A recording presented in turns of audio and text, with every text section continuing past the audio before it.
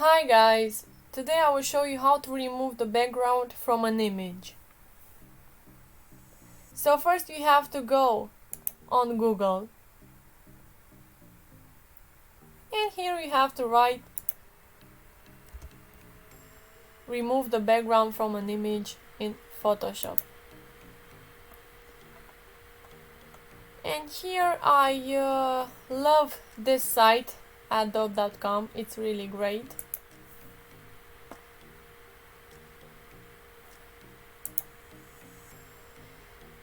And here you have to click on remove background. Click on upload file. And here you have to choose the photo you want to edit.